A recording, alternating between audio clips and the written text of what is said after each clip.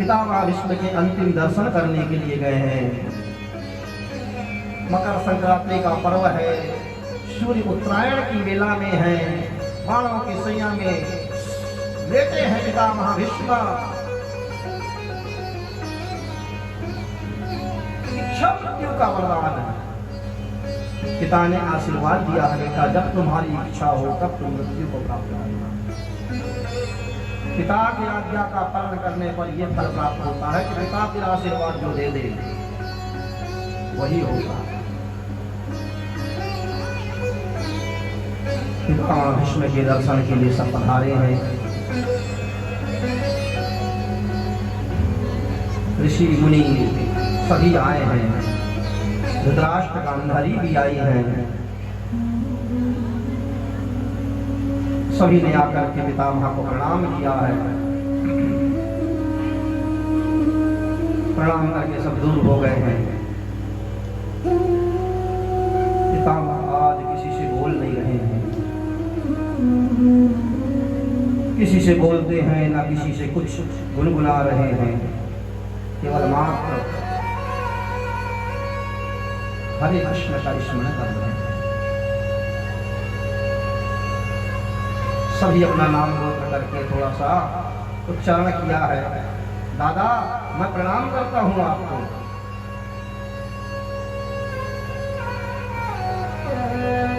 क्योंकि पितामह आज कुछ नहीं बोल रहे हैं। जैसे भगवान श्री कृष्ण पितामह के सामने पधारे, मोर मुकुट है, पीताम्बर है, गले में वैजन की माला है, मानो कोई सोया हो उसके सामने जाकर के टॉर्च दिखाना तो झटपटा करके वो जागता है।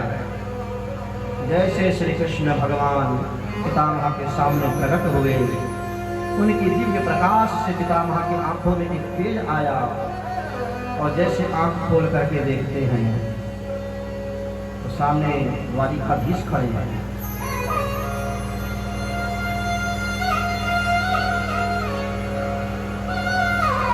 मरने का समय आता है तो हम लोग सब छोड़ देते हैं।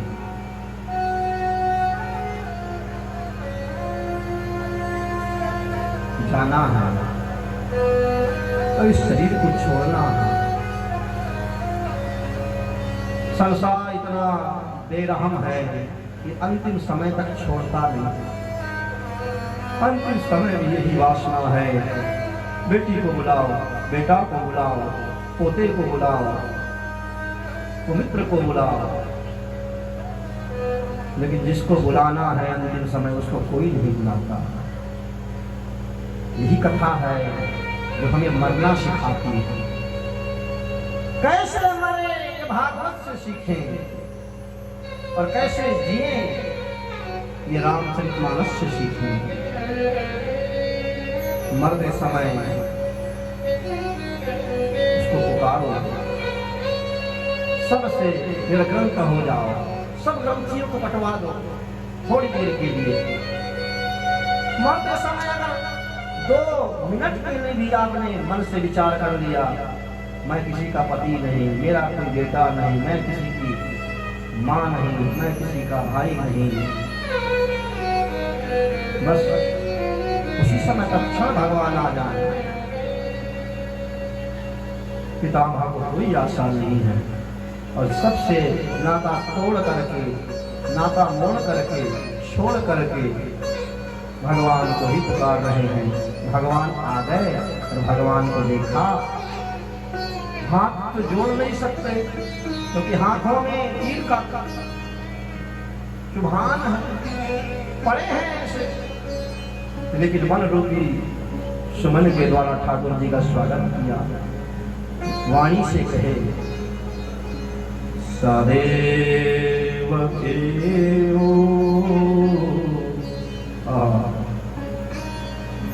भगवान प्रतीक्षता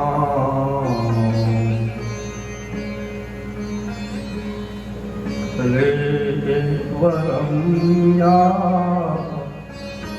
विदम हिलोम्यहम् प्रसन्नहासारुगलोचनो लसन् मुखाम्बुजोध्यान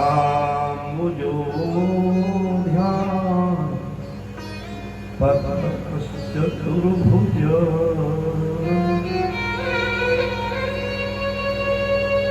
हे देवों के देव, हे भगवान, शरीर को छोड़ रहा हो, मेरी प्रतीक्षा करो आप।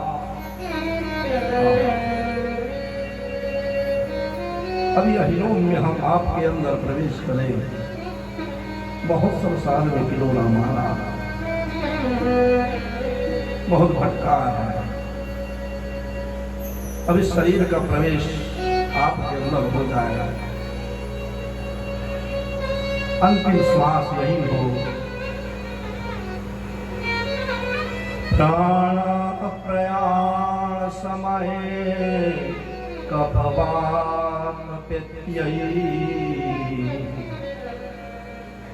प्राण जब निकलते हैं तो प्रयाण करते समय वात पित्त कफ बहुत दरवाजा में आकर के दरवाजा को रोकते हैं।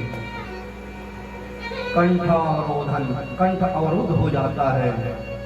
प्रभु, अगर गलती से मैं आपका नाम स्मरण ना कर सकूं तो क्या आप मेरा स्मरण कर लेंगे?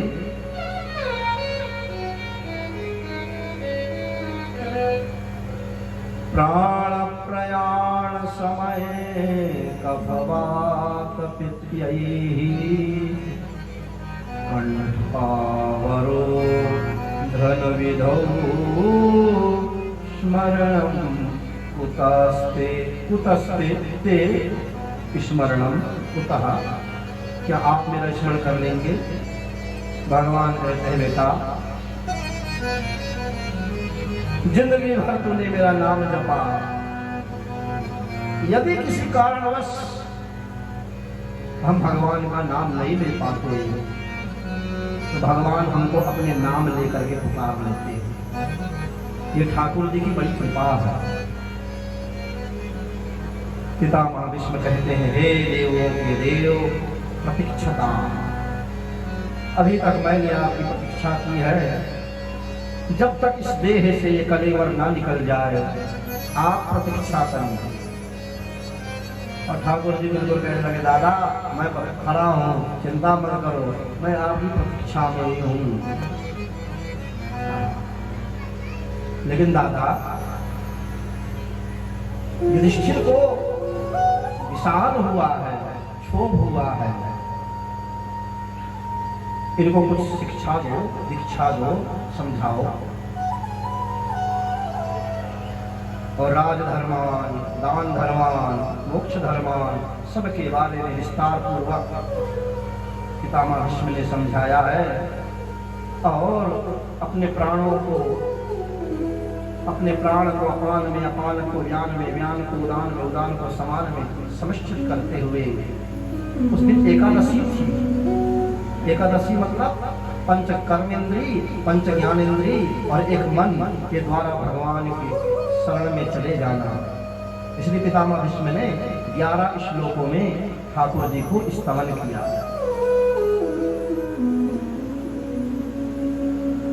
पितामह भीष्म को याद करते हुए 11 श्लोक हैं, जिसको पुष्पताग्रा छंद में पितामह भीष्म ने गाया। किसी को हम माला पहनाते, पुष्प देते हैं, लेकिन कहाँ से? यदि हमारे यहाँ छंद का नाम है पुष्पताग्रा। बड़ी प्यारी स्तुति है। समय नहीं है, लेकिन कुछ श्लोकों को हम लोग सुने और फिर आगे की यात्रा करेंगे। श्री भीष्म उवाच इति मातेरोपकल्पिता वितृष्णा भगवती सात्वतपुण्डरे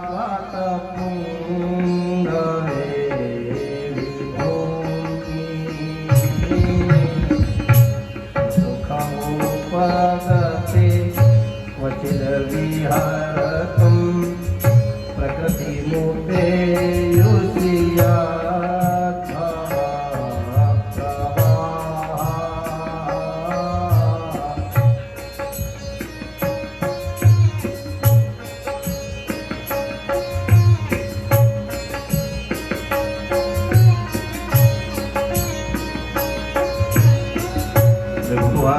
कमलं तमालवर्णं रविकरगौरवराम्बरं दधाने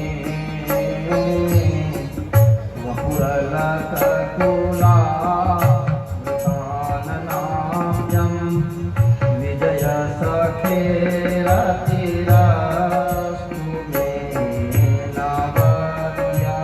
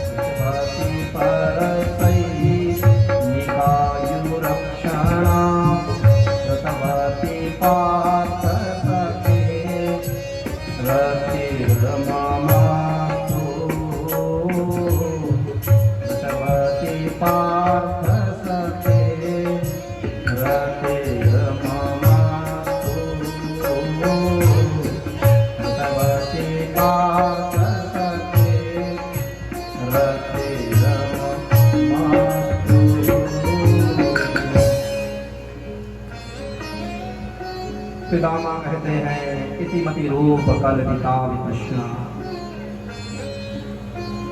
हे ठाकुर जी, ये मेरी पुत्री, बुद्धि रूपी पुत्री इतिमति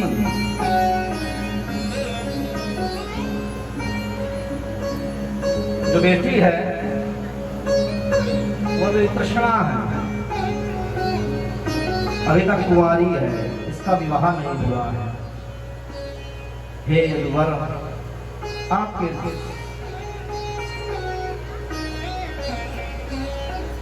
आप ही इसके सुयोग वर है, इसलिए मेरी पुत्री को वर लीजिए, इसका पानी ग्रहण कर लीजिए।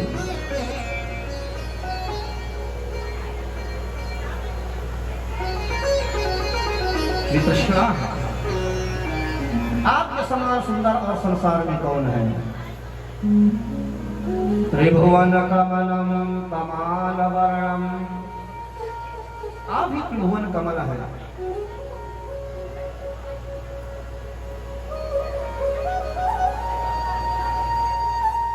मेरी बेटी को हर ग्रहण कीजिए नाथ। वितृष्णा का अर्थ होता है विशेष तृष्णा।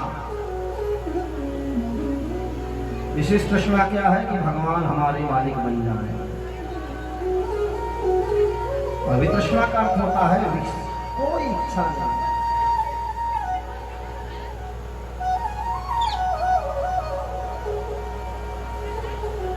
और आपके जैसा सुंदर और कौन है?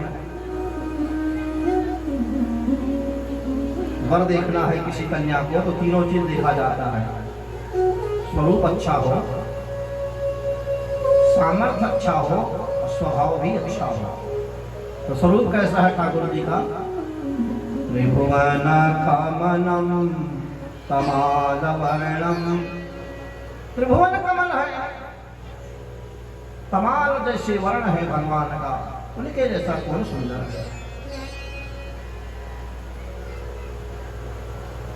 सामर्थ्य सौर्य कैसा है ठाकुर जी का? एक समय दुर्योधन ने बताया भगवान को, पितामह भीष्म को, कि दादा सुनते हो, जानते हो, द्वारिकाधीश ने प्रतिज्ञा किया है। क्या प्रतिज्ञा किया है? कि हम निशस्त्र होकर के ही युद्ध में जाएंगे, शस्त्र धारण नहीं करेंगे। पितामह ने कहा, आखिर द्वारिकाधीश अपने आप को समझते क्या हैं? क्या अकेले वही क्षत्रिय हैं भारतवर्ष में? हम लोग क्षत्रिय नहीं हैं। अगर वो प्रतिज्ञा किए हैं कि मैं शस्त्र धारण नहीं करूंगा, तो मैं भी प्रतिज्ञा करता हूं। वास्तुदेव कर सकंधर हूं, तुमको मुख न दिखा, लालत है मेरी गंगा जननी शांतनु सुत न कहा। कल युद्ध के मैदान में अगर वासुदेव श्री कृष्ण को मैंने शस्त्र धारण नहीं करवा दिया, तो मैं गंगा का बेटा नहीं, लालत है मेरी गंगा जननी में, शांतनु का पुत्र नहीं कहलाऊंगा। और दूसरे दिन जब युद्ध प्रारंभ हुआ, श्री कृष्ण और रथ चला रहे हैं, पितामह भीष्म ने बाणों का बौछार किया है, अर्जुन को लहूलुहान कर दिया है, संभल नहीं पा रहे हैं और बाणों की वर्षा कर रहे हैं। भगवान श्री कृष्ण कहते, क्या कर रहे हो यार? पितामह मारते जा रहे, तुम चुपचाप चलाओ ना बाण। लेकिन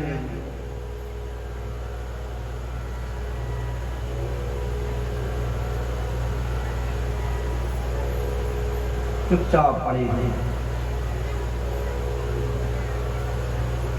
क्यों पड़े हैं? पितामह असमर्थ हो गए। अर्जुन कहे, मैं चला नहीं पा रहा हूं, संभल नहीं पा रहा हूं। पितामह भीष्म के प्रति आक्रोश करते हुए भगवान रथ से कूद पड़े। मैं भारत भूमि को इस प्रकार से अधर्म को विजय प्राप्त करते नहीं देख सकता। मैं धर्म की स्थापना करने के लिए, सज्जनों की सेवा के लिए, साधुओं की रक्षा के लिए, दुष्टों के दमन के लिए आया हूं। तुम पड़े रहो इसी तरह से। भले ही मुझे लोग कुछ भी कहें, लेकिन मैं आज ये अधर्म नहीं होने दूंगा। कूद गए रथ से। पड़ा था एक का पहिया, मथान प्राणी होकर के और जैसे सिंह वार करता है हिरण पर, वैसे वार करने लगे, दौड़ने लगे। उसी समय भगवान का पीला पीला पीताम्बर पृथ्वी पर गिर पड़ा। संतों ने कहा, इसके भी कई भाव हैं। पीला पीताम्बर क्यों गिर गया? एक संत बड़े अच्छे कहते हैं, देखो पितामह जीव है, परमात्मा ब्रह्म है। जीव ब्रह्म के बीच में ये पीला पीला पीताम्बर माया है। माया का क्या संबंध, क्या काम? जीव ब्रह्म मिल रहे हैं, इसलिए पीला पीताम्बर नीचे आ गया। एक संत कहते हैं, नहीं, भगवान तो सत्यव्रत हैं। जब भी कुछ करते हैं तो कुछ संकल्प करते हैं तो उसको निभा के रखते हैं। आज भगवान कौन सी लीला कर रहे हैं? पृथ्वी कांप उठी। उसी समय पृथ्वी को सांत्वना देने के लिए पीला पीताम्बर गिरा दिया। और कहा, चिंता मत कर, कंपन मत कर, मैं तो मजाक कर रहा हूँ, केवल लीला कर रहा हूँ। एक संत कहते हैं, नहीं नहीं नहीं नहीं, पृथ्वी भगवान की पत्नी है। पृथ्वी ने कहा, तुमको शर्म नहीं आती? संकल्प करके, प्रतिज्ञा करके इस प्रकार से तुम संकल्प का त्याग कर रहे हो। जब तुम करोगे तो तुम्हारे भक्त क्या करेंगे? तुमको शर्म नहीं आती, कोई बात नहीं, मुझे तो लज्जा आ रही है, शर्म आ रही है। और शर्म के मारे मैं किसी को मुंह दिखाने के लायक नहीं रह रही हूँ, क्योंकि मैं तुम्हारी पत्नी हूँ। इसलिए पृथ्वी ने खींच लिया दुपट्टा पीला पीताम्बर और अपना मुख ढाक लिया। सबके भाव है। पीला पीताम्बर नीचे गिर गया। पितामह भीष्म तो हाथ जोड़ करके इस तरह से कहे, आओ प्रभु, आप मेरा वर्णन करो, आप मुझे यही देख, आज मैं यही दिन देखना चाहता था। ताली बजाते हुए कहते हैं, देखो मैं जीत गया। आपने मेरी प्रतिज्ञा की लाज रखने के लिए प्रभु आपने अपनी प्रतिज्ञा को त्याग दिया। आओ आओ। ऐसा ठाकुर जी का शौर्य है। और स्वभाव कैसा है?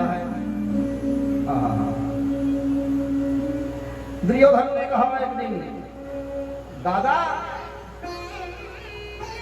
शर्म आनी चाहिए आपको, खाते हो हमारा, जपते हो पांडवों को, आप हमारा नमक खाते हो और पांडवों की तरफ से भाव रखते हो, आप नमक हराम हो, नमक हलाल हो। पिता मानेगा खर वो इस्तेमाल करके बात कर, दुर्योधन तुझे क्या चाहिए बोल,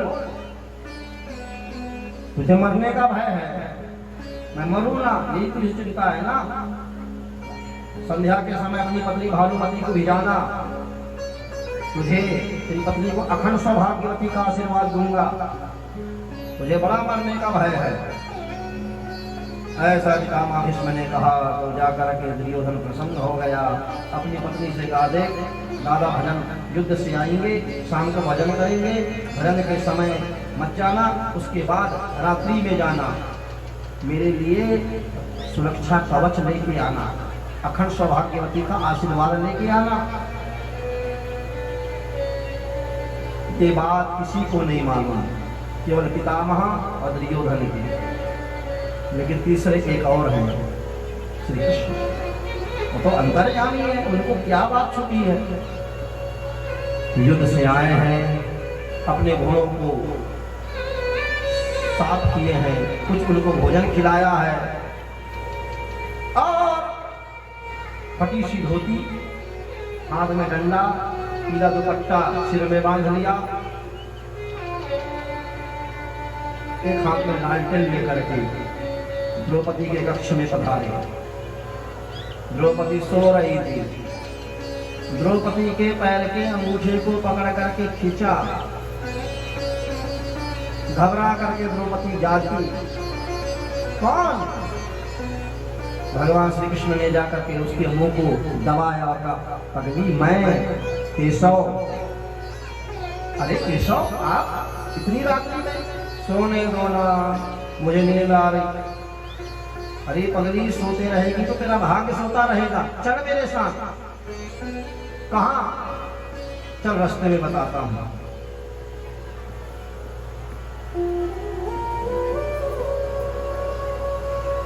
और बताया दादा भी पितामह भीष्म के यहाँ चले, भानुमति आए उससे पहले, और देख जैसे दादा आशीर्वाद दे अखंड सौभाग्यवती का, ठीक उसी समय वहां से निकल आना, बोलना मत, मुझे कोई अंदर जाने नहीं देंगे, और कोई कहे कौन है तो बोल देना ये हमारा नौकर है, दूध देता है हमारे यहाँ, गाय चराता है हम लोगों का।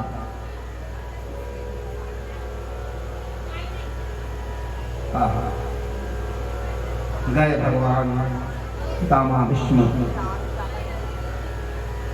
द्रौपदी को लेके। पितामह भीष्म को मालूम है कि द्रौपदी के पादत्रायण का ध्वनि किस प्रकार है, भानुमति का किस प्रकार है, इसलिए कहे द्रौपदी सुन सुन सुन, अपने जूतियां उतार, चप्पल उतार, दादा पहचान जाएंगे कि कौन आया है।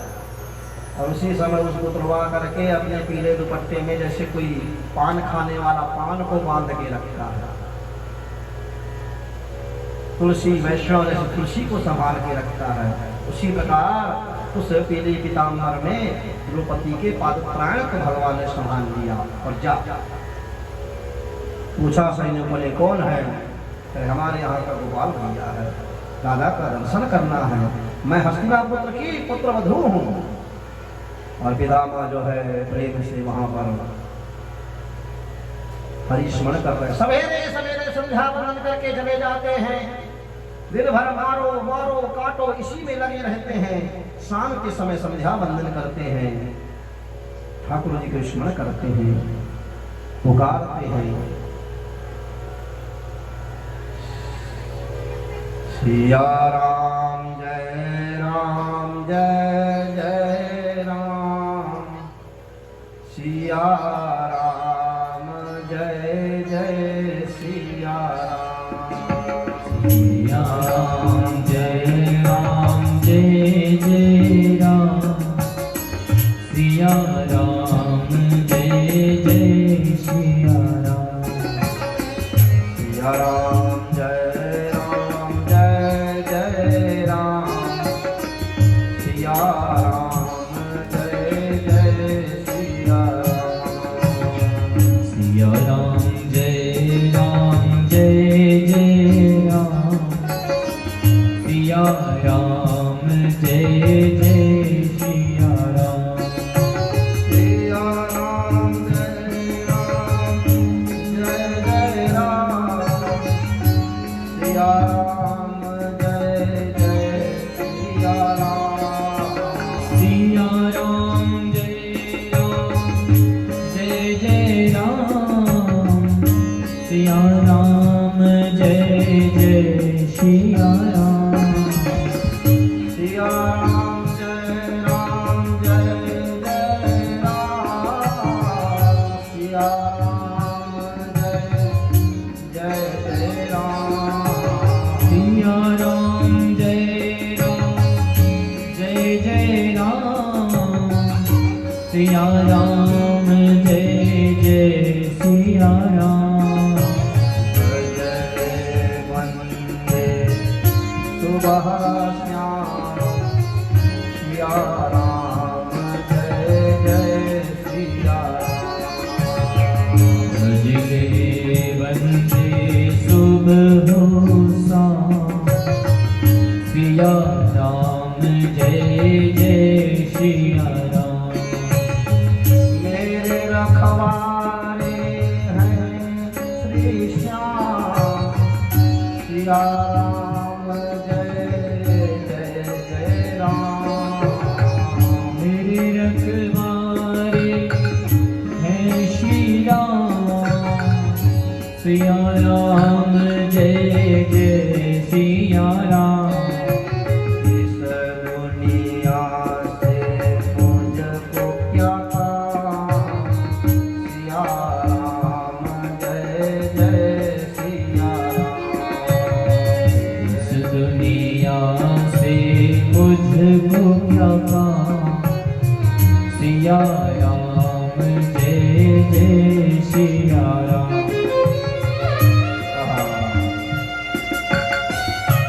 भजन कर रहे हैं पितामह। दोनों आंखों में ठाकुर जी की छवि है। ओठों में भगवान का नाम है। कर में माला है।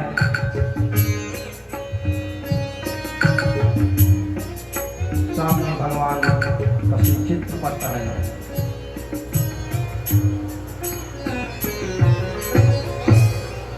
और उसी समय द्रौपदी गई है। द्रौपदी जाकर के माला पूरा हुआ। माला को आंखों में लगाए, समर्पित किया ठाकुर जी को। जब समझ गए पितामह की द्रौपदी की भानुमति आ गई है। और उस पुष्प से लेकर के ठाकुर जी के चरणों से पुष्प तुलसी लेकर के द्रौपदी के आंचल में ले लिया। अखंड सौभाग्यवती भवा। द्रौपदी बड़ी प्रसन्न हो गई, आंचल में ले ली। लेकिन भगवान ने कहा था द्रौपदी सीधे सीधे चल के आना। लेकिन नहीं नहीं नहीं नहीं। द्रौपदी तुरंत घूंघट को खोली और कही, दादाजी प्रणाम, मैं आपकी पुत्र वधू। और मेरे एक नहीं 5 है। 5 का भी मालवा का नहीं होना चाहिए। पितामह देख दे कहते, हे द्रौपदी तू यहाँ? अरे मैं तो भानुमति को बुलाया था, तू कैसे आई? द्रौपदी कहती, क्या मैं आपकी पुत्र वधू नहीं हूँ? सच बताओ। नहीं वो बात नहीं, तो क्या है वो सच? आप भानुमति को चाहते हो, मुझे नहीं चाहते। पितामह ने भी कहा, जिसको मिलना था तो मिल गया। बाद में अपना रंग बदला, ढंग बदला और कहा, द्रौपदी इतने रात गए, कुरुवंश की बहू अकेली आई है? बोल तेरे साथ कौन है? सच्ची सच्ची बता, किसके साथ आई है? दादा वो है ना अपने अपने गोपाल भैया। कौन गोपाल भैया? अरे जो हमारा गाय चराता है, दूध देता, चल मुझे देखना है। और पितामह भीष्म सामने आकर के देखे हैं, ठाकुर जी पीछे मुंह कर करके खड़े हैं, जैसे उनके पास में गए हैं। पितामह को भगवान देख नहीं रहे हैं,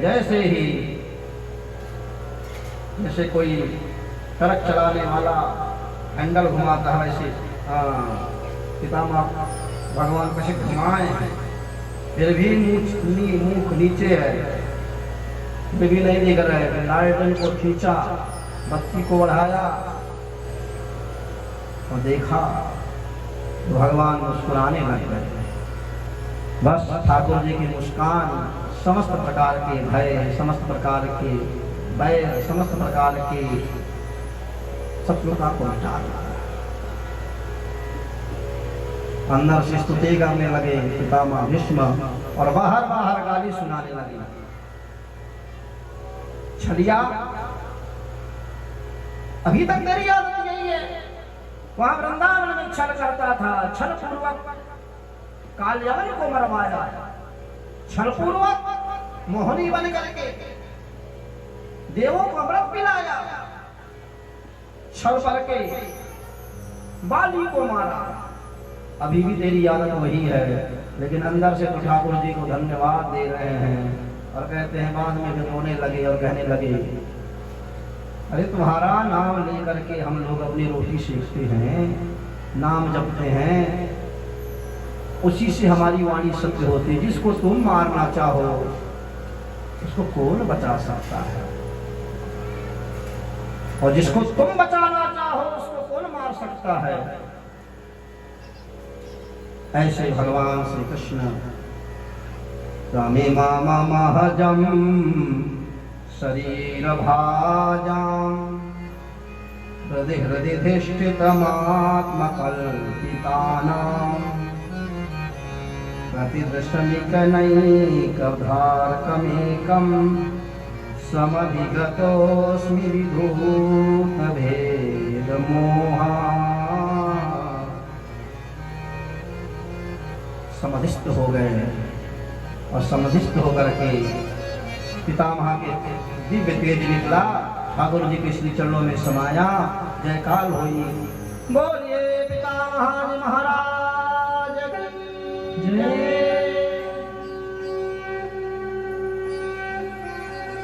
पितामह महाराज के प्राण कहीं गए नहीं, ठाकुर जी में समा गए। फिर दुर्योधन युधिष्ठिर आदि सभी लोग आकर के उत्तर क्रिया करवाया, संस्कार कराया, श्राद्ध कराया। आज भी हम पितामह भीष्म को तर्पण देते हैं। हम लोग पितरों को तर्पण करते हैं, तो जब तक पितामह भीष्म को तर्पण नहीं मिलता तब तक हमारे पितर भी तर्पण नहीं मिलते। इसलिए प्यारा पितामह ये पितृपक्ष भीष्म चरित्र सुनने का बड़ा महत्व है, क्योंकि हम सबके पितामह हैं। भगवान सबके पिता, आत्मान, सब कुछ बंधु वही है। इसे तर्पण करते समय हम भीष्म का भी नाम लेते हैं और कहते हैं कि जो भीष्म पितामह को तर्पण नहीं करेगा, उनके परिवार, उनका तर्पण उनके पितरों को नहीं प्राप्त होगा। इसलिए मेरे भाई बहन, श्राद्ध पक्ष है, तर्पण करो। तर्पण की बड़ी महिमा है।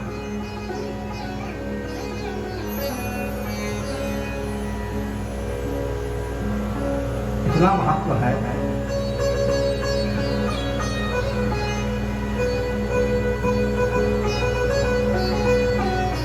केवल भारत सिद्धांत के लक्षण में ये लागू है और बाकी कहीं नहीं।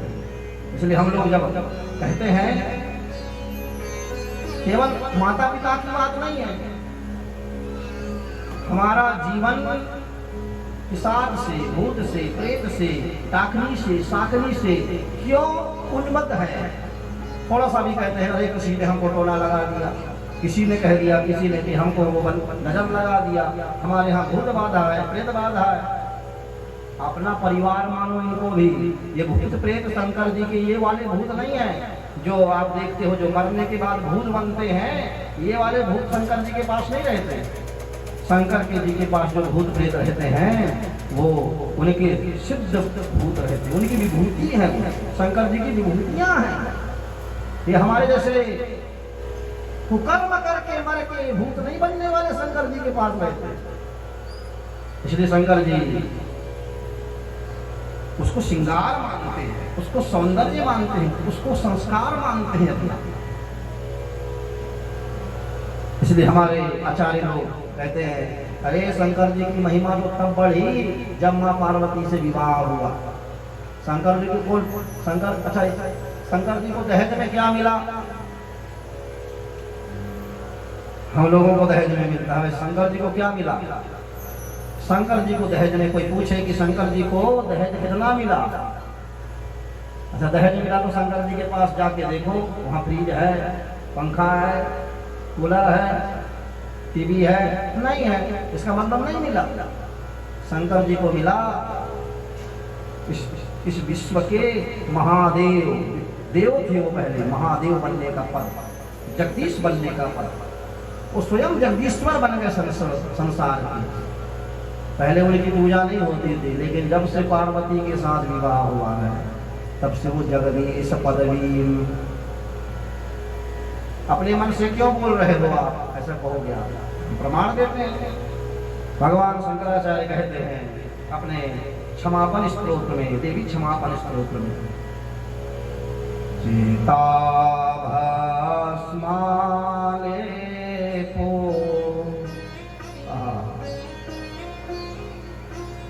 गरल मसनम दिक पटधरो जटाधारी कंठे भुजंग पतिहारी पशुपति कपाली भूतेशो भजति जगदीशैक पदवी